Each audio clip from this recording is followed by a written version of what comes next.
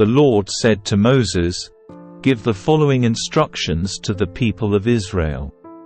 These are the Lord's appointed festivals, which you are to proclaim as official days for Holy Assembly. You have 6 days each week for your ordinary work, but the 7th day is a Sabbath day of complete rest, an official day for Holy Assembly.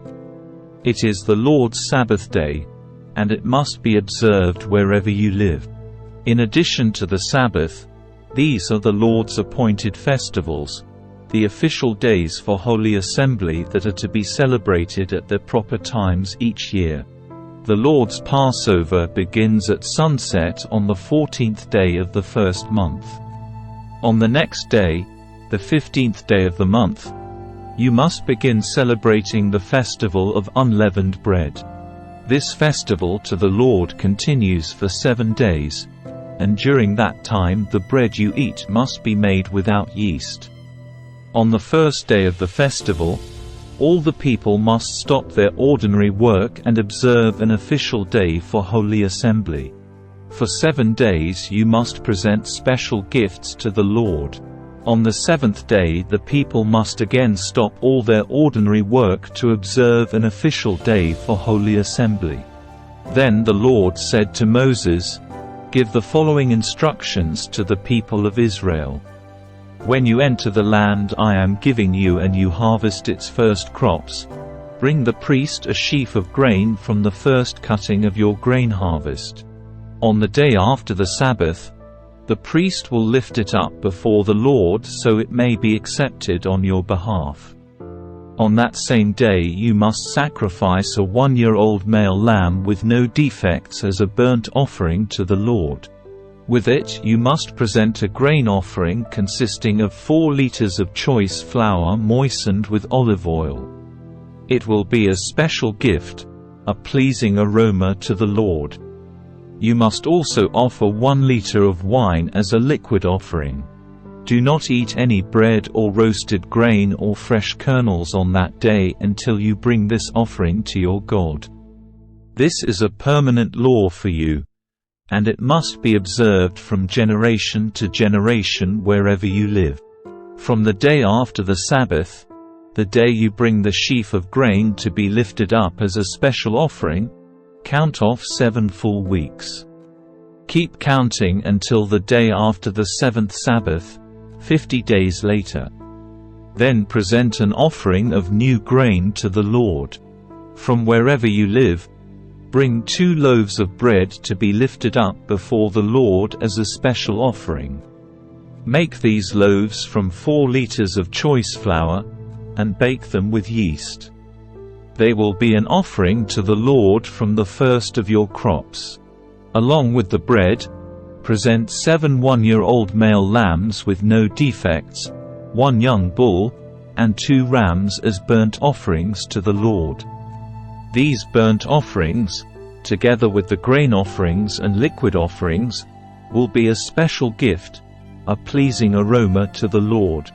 Then you must offer 1 male goat as a sin offering and 2 1-year-old male lambs as a peace offering. The priest will lift up the 2 lambs as a special offering to the Lord, together with the loaves representing the first of your crops.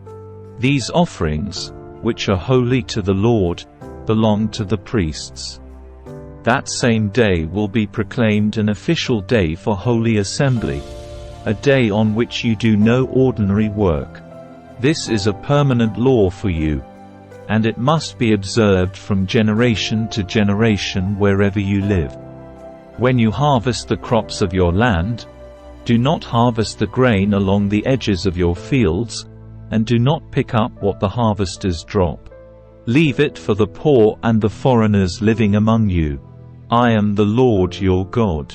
The Lord said to Moses, "Give the following instructions to the people of Israel. On the first day of the appointed month in early autumn, you are to observe a day of complete rest. It will be an official day for Holy Assembly, a day commemorated with loud blasts of a trumpet. You must do no ordinary work on that day. Instead, you are to present special gifts to the Lord. Then the Lord said to Moses, "Be careful to celebrate the Day of Atonement on the 10th day of that same month, 9 days after the Festival of Trumpets. You must observe it as an official day for Holy Assembly, a day to deny yourselves and present special gifts to the Lord. Do no work during that entire day because it is the Day of Atonement, when offerings of purification are made for you, making you right with the Lord your God. All who do not deny themselves that day will be cut off from God's people, and I will destroy anyone among you who does any work on that day. You must not do any work at all. This is a permanent law for you, and it must be observed from generation to generation wherever you live. This will be a Sabbath day of complete rest for you, and on that day you must deny yourselves. This day of rest will begin at sunset on the 9th day of the month and extend until sunset on the 10th day." And the Lord said to Moses, "Give the following instructions to the people of Israel. Begin celebrating the Festival of Shelters on the 15th day of the appointed month, 5 days after the Day of Atonement. This festival to the Lord will last for 7 days. On the first day of the festival you must proclaim an official day for Holy Assembly, when you do no ordinary work. For 7 days you must present special gifts to the Lord. The 8th day is another holy day on which you present your special gifts to the Lord. This will be a solemn occasion, and no ordinary work may be done that day. These are the Lord's appointed festivals. Celebrate them each year as official days for Holy Assembly by presenting special gifts to the Lord, burnt offerings, grain offerings, sacrifices, and liquid offerings, each on its proper day. These festivals must be observed in addition to the Lord's regular Sabbath days, and the offerings are in addition to your personal gifts, the offerings you give to fulfill your vows, and the voluntary offerings you present to the Lord. Remember that this 7-day festival to the Lord, the Festival of Shelters, begins on the 15th day of the appointed month, after you have harvested all the produce of the land. The first day and the 8th day of the festival will be days of complete rest. On the first day gather branches from magnificent trees, palm fronds, boughs from leafy trees, and willows that grow by the streams. Then celebrate with joy before the Lord your God for 7 days. You must observe this festival to the Lord for 7 days every year. This is a permanent law for you, and it must be observed in the appointed month from generation to generation. For 7 days you must live outside in little shelters. All native-born Israelites must live in shelters. This will remind each new generation of Israelites that I made their ancestors live in shelters when I rescued them from the land of Egypt. I am the Lord your God."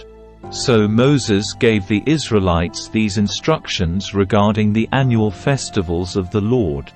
The Lord said to Moses, "Command the people of Israel to bring you pure oil of pressed olives for the light, to keep the lamps burning continually. This is the lampstand that stands in the tabernacle, in front of the inner curtain that shields the Ark of the Covenant. Aaron must keep the lamps burning in the Lord's presence all night. This is a permanent law for you, and it must be observed from generation to generation. Aaron and the priests must tend the lamps on the pure gold lamp stand continually in the Lord's presence. You must bake 12 flat loaves of bread from choice flour, using 4 liters of flour for each loaf.